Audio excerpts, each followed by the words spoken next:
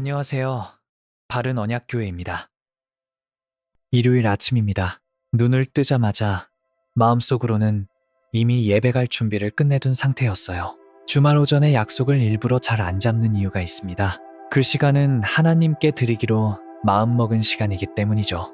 그런데 이상하게도요. 예배를 가려고 마음을 딱 먹는 날, 꼭 그 타이밍에 예상하지 못한 일이 생길 때가 있습니다. 아이가 아침부터 평소와 다르게 축 처져 있거나 열은 없는데도 유난히 보채거나 기침이 멈추질 않거나 평소에는 바쁘셔서 못 뵀던 분들이 하필 그날 그 시간에만 시간이 되는 것 같을 때가 있죠. 또 어떤 날은 가족끼리 꼭 참여해야 하는 일이 갑자기 잡힙니다. 예상도 못했던 경조사, 멀리서 온 친척의 급한 방문, 그날 아니면 해결이 안 되는 집안 문제, 그리고 그 중에는 이런 것도 있어요.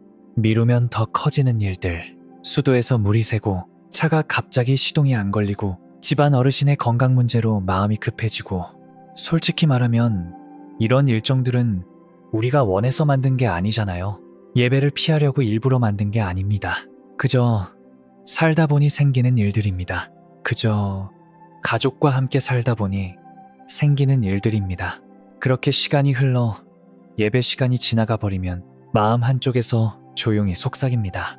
이래도 괜찮은 걸까? 하나님이 실망하진 않으실까? 내가 오늘 주의를 어긴 건가? 나는 왜 이렇게 또 못 지켰지? 이 질문이 무서운 이유는 그 질문이 하나님에게서 들리는 것 같기 때문입니다. 사실은 내 마음에서 나온 목소리인데도요.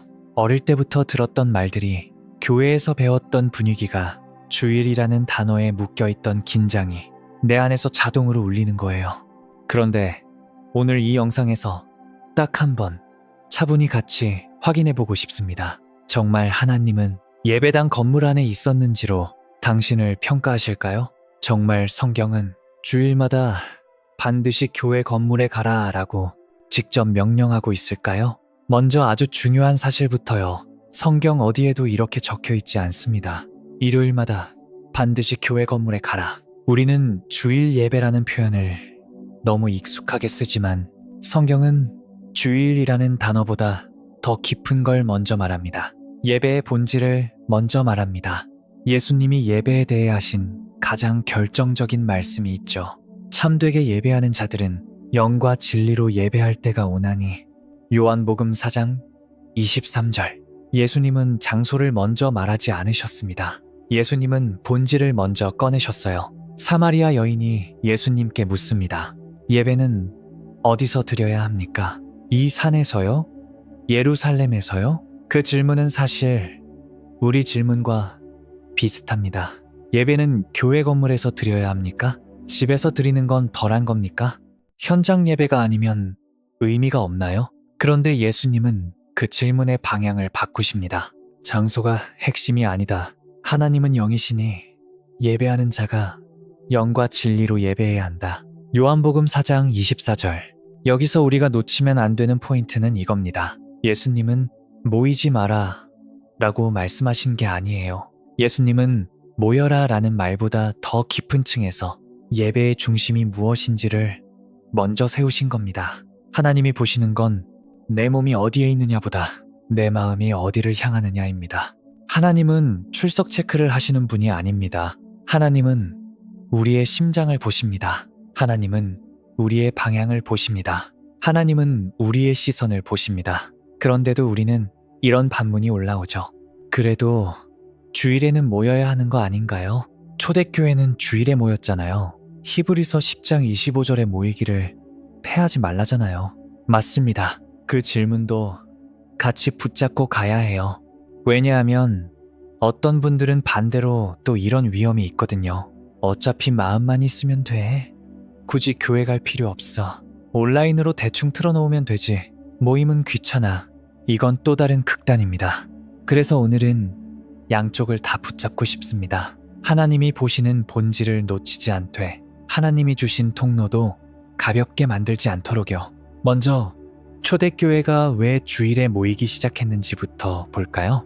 초대교회가 주일에 모인 이유는 법처럼 지켜야 해서가 아니라 기쁨에서 시작되었습니다. 예수님의 부활이 주일에 일어났기 때문입니다. 그들은 그날을 의무로 버틴 게 아니라 감사로 기억하고 싶었어요.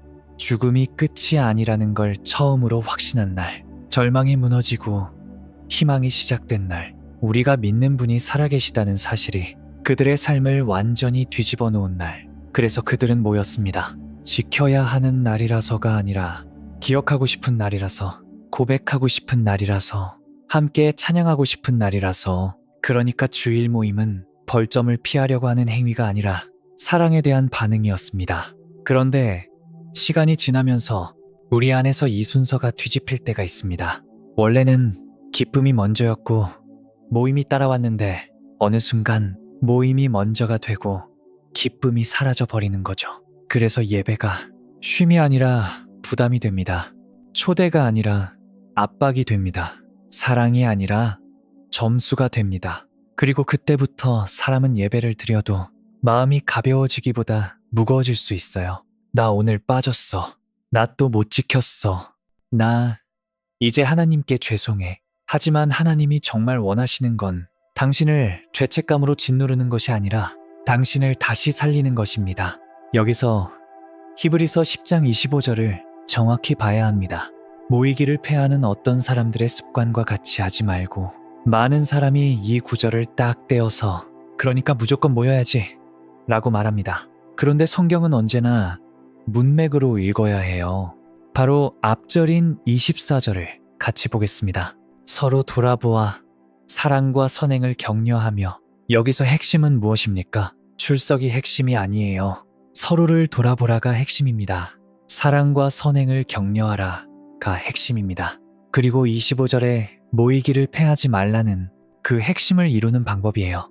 즉, 하나님이 우리에게 원하시는 건 자리를 채워라가 아니라 서로를 세워라입니다. 또 하나 중요한 사실이 있습니다. 당시 성도들이 모이지 못했던 이유는 게으르거나 바빠서가 아니라 박해와 체포의 위험 때문이었습니다. 모였다가 잡혀가고, 모였다가 가족 전체가 위험해지고, 모였다가 직장과 생계가 끊길 수 있는 상황. 그런 상황에서 사람들은 자연스럽게 흩어지게 됩니다. 그리고 흩어지면 믿음이 약해진 사람부터 무너지기 쉬워요. 그래서 히브리서 저자가 말하는 건 이런 겁니다. 두려움 때문에 혼자 떨어지지 말라. 혼자 고립되지 말라. 서로 붙잡아 주어라. 이 구절은 사람을 때리기 위한 구절이 아니라 사람을 붙잡아 세우기 위한 구절입니다. 자, 그러면 여기서 현실의 질문으로 돌아옵니다. 그럼 오늘처럼 정말 못 가는 날은요? 아이 아픈데요? 부모님 일이 생겼는데요? 몸이 너무 지치는데요? 불가피한 일정이 있는데요? 여기서 우리는 하나님이 어떤 분이신지를 다시 기억해야 합니다. 하나님은 우리의 사정을 모르시는 분이 아닙니다. 우리가 처한 상황을 보고 변명하지 마 라고 말하시는 분이 아닙니다. 오히려 하나님은 우리보다 더 정확하게 우리의 현실을 아십니다. 그리고 하나님은 우리의 형편을 고려하지 않고 우리에게 무리한 짐을 얹어놓는 분이 아니세요. 성경의 하나님은 사람을 회복시키시는 하나님입니다. 사람을 살리시는 하나님입니다. 사람을 다시 일으키시는 하나님입니다. 그래서 다윗은 광야에서도 예배했고, 요셉은 감옥에서도 하나님과 동행했고, 다니엘은 포로 생활 속에서도 하나님을 찾았습니다. 그들에게는 성전이 없었습니다. 그렇다면 그들은 예배를 못 드렸을까요? 아니죠. 그 자리에서 예배했습니다. 그 말은 무슨 뜻입니까? 예배는 건물 안에서만 발생하는 이벤트가 아니라 마음이 하나님께 향하는 순간 시작되는 관계의 호흡이라는 뜻입니다. 그리고 이 지점에서 온라인 예배 이야기를 조금 더 깊게 해보고 싶습니다. 어떤 분들은 온라인 예배를 드리면서도 계속 마음이 불편하다고 말합니다. 이렇게 드려도 되나? 현장 예배보다 못한 것 같은데, 이건 제대로 드리는 게 아닌 것 같은데. 그 마음 이해합니다. 왜냐하면 온라인 예배에는 실제로 위험도 있거든요. 화면은 켜두었는데 마음은 다른 데가 있을 수 있고, 예배를 소리로만 흘려보낼 수 있고, 예배가 관람이 되어버릴 수 있습니다. 그런데 그건 온라인 예배가 잘못이라기보다 우리의 마음이 예배를 놓칠 수 있다는 경고입니다. 온라인이든 현장이든 예배를 예배되게 만드는 건 형식이 아니라 마음의 방향입니다. 현장 예배를 드리면서도 마음이 전혀 하나님께 없을 수 있고 온라인 예배를 드리면서도 마음이 깊이 하나님께 닿을 수 있습니다. 예배당 안에서 졸고 있는 사람보다 작은 방에서 눈물로 기도하는 사람이 더 깊이 하나님을 만날 수도 있어요. 그러니까 하나님은 너 어디 있니를 먼저 묻기보다 너 지금 나를 찾고 있니? 를 묻습니다. 여기서 한 가지 아주 실제적인 도움을 드리고 싶어요. 온라인 예배를 드려야 하는 날, 그 예배를 예배로 만드는 작은 습관들입니다. 첫째, 가능하면 예배 시작 5분 전에 자리에 앉아보세요. 핸드폰 알림을 끄고 잠깐 눈을 감고 하나님, 제가 여기 있습니다. 이 한 문장이라도 마음으로 고백해보세요. 둘째, 예배를 틀어놓는 것이 아니라 드리는 것으로 바꾸는 작은 행동을 해보세요. 찬양할 때 한 소절이라도 따라 부르고 기도 시간에 짧게라도 내 기도를 보태고 말씀 중에 한 문장이라도 메모해보는 겁니다. 셋째, 예배 후에 1분만이라도 정리해보세요. 오늘 하나님이 내게 주신 한 문장, 그 한 문장을 붙잡고 하루를 시작하면 온라인 예배도 충분히 예배의 호흡이 됩니다. 이건 온라인 예배를 합리화하자는 말이 아닙니다. 불가피한 상황 속에서도 하나님과의 관계를 놓치지 않기 위한 작은 지혜를 나누는 겁니다. 그럼 다시 공동체 이야기를 잠깐 해야 합니다. 마음만 있으면 된다는 말이 어느 순간 우리를 고립으로 데려갈 수 있어요. 혼자 신앙생활이 편해질 때가 있습니다. 누구 눈치 볼 필요도 없고 봉사도 없고 사람 관계로 상처받을 일도 없고 그냥 조용히 있으면 되니까요. 그런데 신앙은 혼자만의 종교로 설계되지 않았습니다. 성경은 계속 말합니다. 서로 사랑하라, 서로 돌아보라, 서로 격려하라, 서로 짐을 지라. 왜냐하면 인간은 혼자 두면 마음이 쉽게 꺾이기 때문입니다. 그래서 주일 예배는 본질은 아니지만 본질을 지키게 해주는 통로입니다. 우리의 관계를 살려주는 리듬입니다. 그러니까 균형은 이겁니다. 하나님이 보시는 것은 마음이다. 하지만 마음은 공동체라는 통로를 통해 더 자주, 더 깊게 회복될 수 있다. 그래서 우리가 가능한 한 모이는 거예요. 가능한 한 함께 찬양하고, 함께 기도하고, 함께 말씀을 듣고, 함께 웃고, 함께 울기 위해서요.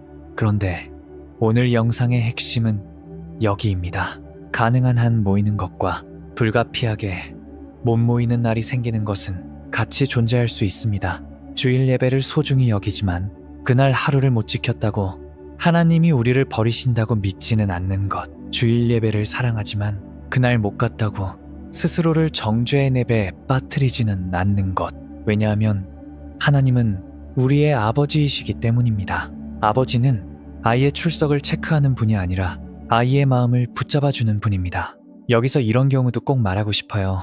어떤 분들은 주일 예배를 빠진 게 아니라 피하고 있을 때가 있습니다. 사람 관계가 힘들어서, 상처를 받아서, 교회 안에서 너무 지쳐서 내가 더 이상 버틸 힘이 없어서요. 그럴 때 마음은 이렇게 말합니다. 교회 가면 또 힘들어. 사람 만나는 게 무서워. 내가 거기 가면 더 무너질 것 같아. 이런 분들에게는 무조건 가 라고 말하는 게 오히려 더 큰 부담이 될 수 있습니다. 이럴 때 필요한 건 정죄가 아니라 회복의 길입니다. 가능하다면 목회자나 믿을 만한 사람에게 조용히 도움을 요청해 보세요. 그리고 당장은 현장 예배가 어렵다면 온라인 예배로라도 끈을 놓지 마세요. 중요한 건 하나님을 떠나는 게 아니라 하나님께로 돌아가는 방향을 유지하는 겁니다. 하나님은 상처 입은 자를 더 상처 주는 분이 아니라 상처 입은 자를 싸매시는 분입니다. 이제 마지막으로 안식 이야기를 조금 더 깊게 하고 싶습니다. 주일 예배를 드리고 집에 돌아왔는데 어쩐지 마음이 더 무겁고 몸이 더 피곤하고 오늘도 겨우 버텼다는 느낌만 남는 분들이 있어요. 예배는 원래 하나님 앞에서 쉬는 시간이어야 합니다. 그런데 예배가 해야 할 일, 지켜야 할 것, 채워야 할 의무가 되면 사람은 예배를 드리고도 회복되지 못합니다. 예수님이 분명히 말씀하셨죠. 안식일은 사람을 위하여 있는 것이라. 마가복음 2장 27절. 안식일은 사람을 묶기 위한 날이 아니라 사람을 살리기 위한 날입니다. 그리고 예수님은 이렇게 초대하십니다. 수고하고 무거운 짐진 자들아, 다 내게로 오라. 내가 너희를 쉬게 하리라. 마태복음 11장 28절. 하나님은 우리에게 더 완벽해져라 라고 말하기 전에 내게 와서 쉬어라 라고 말하시는 분입니다. 그러니까 주일이 회복이 아니라 부담이 되어버렸다면 우리에게 필요한 건 더 큰 죄책감이 아니라 주일의 목적을 다시 회복하는 것입니다. 여기서 이렇게 정리해 볼게요. 주일 예배는 신앙의 본질이 아닙니다.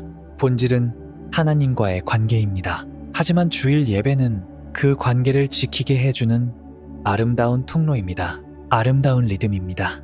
그래서 우리는 가능한 한 그 리듬을 소중히 여깁니다. 하지만 리듬은 가끔 깨질 수 있습니다. 깨졌다고 끝이 아닙니다. 다시 맞추면 됩니다. 오늘 못 갔다면 내일 다시 하나님을 찾으면 됩니다.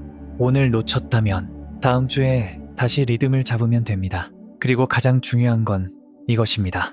하나님은 당신이 예배당에 있었는지보다 당신이 그분을 향해 있었는지를 보십니다. 혹시 지금 주일을 놓치고 마음이 무너져 있는 분이 계신가요? 나 왜 또 이랬지? 나는 왜 이것도 못 지키지? 하나님이 나를 실망하셨겠지. 그 생각이 든다면 오늘 이 한 문장을 마음에 적어두셨으면 좋겠습니다. 하나님은 당신을 정죄하려고 기다리는 분이 아닙니다. 하나님은 당신을 다시 품으려고 기다리는 분입니다. 당신이 지금 작게라도 하나님을 향해 마음을 켜는 순간, 그곳이 예배의 자리입니다. 그래서 오늘 여기서 이렇게 마무리하고 싶습니다. 주일 예배는 부담이 아니라 초대입니다. 주일 예배는 점수가 아니라 사랑의 리듬입니다. 주일 예배는 하나님께 가기 위한 조건이 아니라 하나님과 함께 살기 위한 통로입니다. 그리고 마지막으로 이 문장을 남깁니다. 하나님은 우리의 발걸음보다 우리의 시선을 보십니다. 하나님은 우리의 위치보다 우리의 마음이 향한 곳을 보십니다. 오늘도 하나님은 묻습니다. 너는 지금도 나를 기억하고 있니? 너의 마음은 어디에 있니? 그 질문에 진심으로 내 주님이라고 대답할 수 있다면 당신의 예배는 어디에서든 하나님께서 기뻐 받으시는 예배입니다. 하나님은 당신의 위치보다 당신의 시선을 보십니다.